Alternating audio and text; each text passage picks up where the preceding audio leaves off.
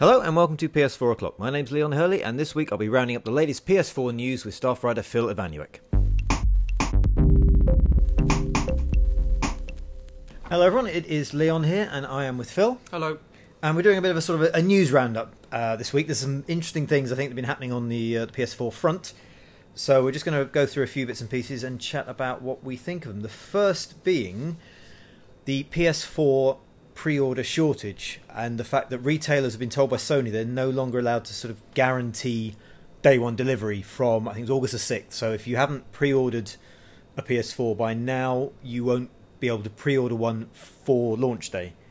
What do you think? Yeah, well, I think it's a good idea because the reason they've done this is so that their line of thinking is there's a significant portion of people who will buy a rival console if on launch day. If they're not going to do a pre-order, if they're the sort that's going to walk into the shop and buy a console on the day, they'll buy whichever console is in the shop. If they're out of PS4s on launch day, so the whole idea of this is to keep consoles in the stores, right? Yeah. So that they're not going to run out of the day one sales.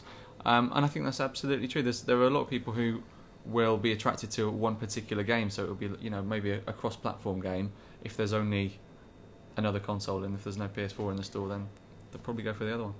Not everyone, guessing most people listening to this right now are probably quite avid hardcore gamers. They always paying attention to what's going on. They always know what's happening day to day. There are a lot of people that will, some point in the first week or two, kind of go, oh, it's out, is it? And just wander into the shops and, just pick up. They're the kind of people that buy Fuse and, whatever's got the nicest cover. They just walk in and go, Fuse.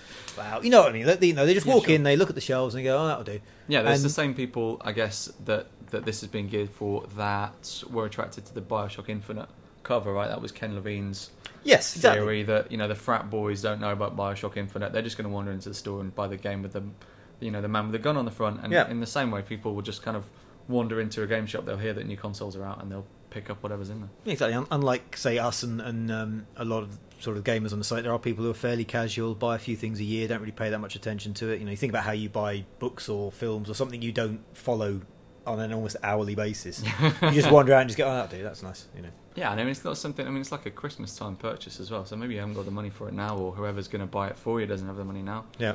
It's time to save for day one. But the good news sort of in this is that because they're holding sort of stock back and denying pre-orders from this point on, and there will be extra units available in the stores, or the shops I should say, when it's finally announced. Obviously there is no release date yet beyond winter, but it means if you haven't pre-ordered one by now, you're probably better off waiting until it's in the shops and queuing up on day one or day two to get in the shops and buy one there and then. There's more chance now. Bust out the camping chairs, getting the keys. The old thermos flask. Hopefully no one shot this year though. That was a thing? That happened. Yeah, there was there was a lot of sort of weird things happening. War of the World stuff. Very strange last time. Yeah.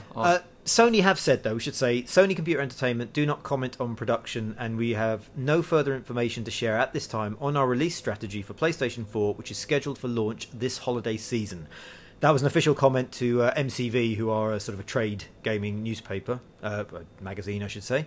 But yeah, so there we go. If you haven't pre-ordered a PS4 by now, you won't be able to. We can still pre-order one, you just won't get it. Yeah, we should clarify that. Yeah, you can still pre-order. It's not like someone's going to stop you pre-ordering it. You just won't get it on day one. At this point, your best chance to secure a day one PS4 is to go to the shops. Yeah, and get nice and early in the queue. Okay, so the next thing up is that we've seen a glimpse of the PS4 debug menu in a leaked, well, not a leaked, Blacklight Retribution did a stream showing off the PS4 version of their game, and it crashed mid-stream. So they showed off inadvertently the sort of the opening debug menu on a PS3. Now, it's not the same as the stuff we've seen so far for PS4's main menu, but there's a lot of similarities, and it makes me wonder if there will be like a sort of a base level of menu that will be a few simple options, and then that leads into the more complicated dynamic menu we've seen on PS4. It may be that PS4 just drops straight into the dynamic menu because you can customize it and you can make it what you want. But this debug menu had 5 main options. There was just a sort of a PlayStation symbol. There's a start option, which would be obviously games. There's a video symbol. There's a web symbol and a download symbol. So it already looks more complicated than the debug menu, or more functional than the debug menu on PS3, which looks like DOS basically. Well, no. I mean, if you look at a debug PS3, it's essentially the same as a retail which makes me wonder if this simple kind of 5-button setup you see in the video for Blacklight is a kind of a base level when you turn on the PS4, and then you click on. Oh, and then you can customize from there and one of these drag in whatever you like. One of these main options may be something that then takes you to the dynamic menu. Maybe, if you want, you can go straight to your video content, you can go straight to the web, straight to your downloads, or go to the main dynamic menu. Maybe that's a separate. Maybe it is thing that you then access. It's a shame that there isn't a really enigmatic button on the end, or like a 6th button that just like, I don't know, game 2.0 mode or something. Yeah, it's like a symbol we've never seen before. Yeah. But I mean, there are similarities. I mean, there's the PlayStation Network, the store symbol. There's the friends symbol. There's the new username thing, which in the debug menu just says first name, last name. Obviously, that's obviously going to be a placeholder string for whatever it would be, and the trophy icon. So there's clearly some similarities between the debug and the final retail unit. It's just whether that's additional on top of what PS4 will get, or whether we'll have something similar when we open it up. Yeah, it demonstrates how far along they are with everything as well, and how finalised everything is at this stage in the whole console's development, that they've got a shiny looking debug menu in place. Yeah, so there we go. We'll see what we get, I guess, when the console's finally out, which as we said earlier, we don't know yet. It's not been announced for other than winter. Okay, next up is an interesting bit of news that came out of the Drive Club devs, talking about sort of downloads and how kind of flexible PS4 is online. We already know that you can download the bits of a game you want first. It's been seen before where you could choose to download, say, Killzone single player or multiplayer, depending on which you wanted to play first, and that would let you play, in the case of Killzone, as soon as you had the menu in the first level of single player, you can start playing. What Drive Club devs have been talking about, specifically the technical director Scott Kirkland has been saying that they can look at what people are playing and then they can tailor what's made available for download first. So if, for example, Infamous Second Son, I'm picking out just because it's an open world game, if they saw people were taking a certain route or a certain path through the character progression, they could change the download content dynamically so that the stuff being used more often is available first, and then people can get it quicker and start playing quicker.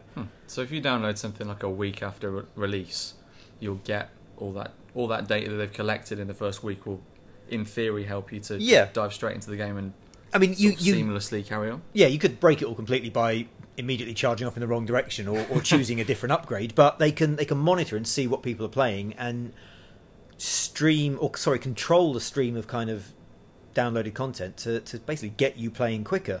And the same thing works for Blu-ray as well, so it can look at what people are doing and install content according to sort of what's needed first, and lower priorities for things that aren't being used until later on. Yeah, it's certainly a big deal with an open world game, like you say, with Infamous Second Son. I'm interested that Drive Club does it as well, because you'd always assume there's going to be like a tutorial race, or like, I mean, most games have got like a tutorial level. Well, that I guess will be what downloads first straight away. Yeah. So like Killzone, it downloads the first level because obviously that's what you're going to encounter first. But while you're doing that, it's downloading the next stages, and if it discovers that everyone goes to this mission first, then of course it's going to make that mission the first thing that's downloaded. What Drive Club's technical director Scott Kirkland said was that if we recognise that a majority of people take a particular path through the game that we didn't anticipate, we could dynamically modify the default order that the digital version of the game gets pulled down in. So what's being wordy. Sort of it's a wordy quote.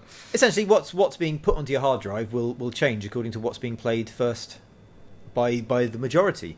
And they also talked about the ability to micro patch content, so they can sort of patch little things in the background like car handling, and even the UI, so the menus can be changed and tweaked, much like a web browser, according to sort of maybe the content people are accessing, how they're using the interface. And it's all suggests that you're going to be playing things quicker. It's going to be easier to get to stuff, and there'll be less of those kind of delays that we sort of associate with PS3, with patches and with waiting for things to download and even waiting for things to load and install. I think the benefit for the developer's perspective, and eventually for us, I guess, is that they can, if they've got that kind of access to what we're playing and how we're playing it, then they can really tailor DLC, and they can really tailor maybe sequels eventually, so that they just don't waste their time on the things that we don't look at or don't play, which is a little bit Big Brother, I guess. But it's interesting to see how that's going to play out. I think, yeah, I mean, it's basically going to mean quicker access to content, better tuning of sort of access and the content itself. I mean, it's all enabling the developers to basically make stuff better for the gamers. So you get what you want quicker, you get more of what you want. I mean, you imagine something like FIFA, if they could dynamically alter those menus, once they realise how people are using it, then, you know, that'd be a godsend, yeah. It's weird that the first thing I want to do after hearing about that is just try and break it. I just want to go to a bit of the game that they haven't loaded yet. But well, yeah, you'll see. I mean, it's a game within itself. That's some people. That's how they play, isn't it? The first thing they do is turn around and go in the opposite direction of the tutorial, because that's what they enjoy doing. Yeah. In which case they'll be having longer install times. That's punishment. Okay, now the last thing I want to talk about is I would put very strongly in the rumour category before we go any further, but there's been a lot of talk of PS4 and PS Vita bundles coming at the end of the year.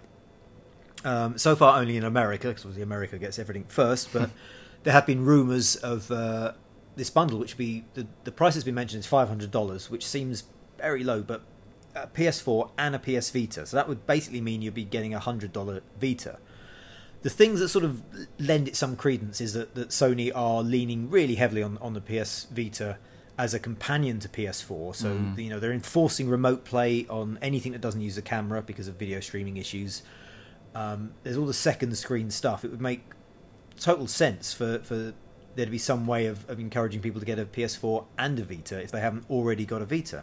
Whether or not it happens, I don't know. I mean, it does seem quite low, doesn't it? But I wouldn't be surprised at all if there was a reasonably priced bundle, because as you say, I think it would be a lot easier for Sony to get developers to use the Vita in more interesting ways if they could guarantee a larger install base and say, if you work on this cool feature, you know, for cross control, then there's definitely, you know, gamers are definitely going to be able to play it, rather than kind of pooling your resources into something that, you know, perhaps at the moment that there isn't a huge install base for. Yeah, and then something else that kind of is possibly leaning into this rumour is that apparently Target and another American shop are cutting the Vita price. So there's rumour that they're going to be cutting it to $200. So it looks like the Vita price could be coming down. That could then, in turn, make it more affordable as part of a bundle accessory. And Sony have been talking about how they would be pushing sort of promotional and price point kind of discounts to push Vita sales. Yeah. So we know a price cut's on the way because they've mentioned it in their kind of financial calls. Whether or not that means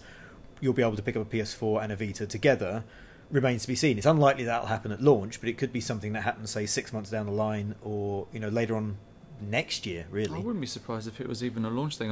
The only thing that seems Gamescom is on the way. I mean, that's that maybe that's going to be the big announcement. But I mean, that would be fantastic. It's $500 for. What would that be? Probably work out as £500. I reckon if they did do it, no, it'd be about sort of, I say $425, something like that. I think that's very reasonable. Yeah, for both. And you've got the second screen gaming as well. So Ubisoft especially and a lot of developers are pushing this second screen stuff to do maps, do loadouts and additional information. That if there was some way of pushing that onto PS Vita, where there's maybe sort of a bonus kind of element. Obviously, you've got all the controls on Vita. And there's talk, Shuhei Ishida said that PS Vita can be programmed to work as an additional PS4 controller. So they could make the PS Vita, not only in terms of remote play, but in second screen and control possibilities, could make it more attractive, say, than a tablet. Well, I mean, if it can be used as a controller, the controller's going to retail for £60, isn't it? So if you're getting a $100 Vita in the bundle deal, it almost pays for itself as a controller. Yeah, we shall see. I mean, if they're going to do anything along those lines, I reckon Gamescom will be the point to announce it, so we will find out quite soon. Probably will. Okay, so there you go. That's our PS4 roundup this week. We've got the PS4 pre-orders. Now, a deadline has passed, so if you haven't pre-ordered by now, the only way you're going to get a PS4 on launch day is if you go into the shops. We've had a glimpse at the PS4 debug menu, which may or may not give us an insight into how we'll be starting up our PS4s when we press the power button. We know that the PS4 can adapt its downloads according to how people play, so we'll be able to play games faster and get the content we need quicker. And there are very tenuous whispers that we may be seeing a PS4 and a PS Vita bundle with both in the box for possibly $500, £425. But as I say, that's very, very shaky rumour at the moment. If there's anything else you want to know, leave a comment and we'll chat to you guys later. Bye. Bye.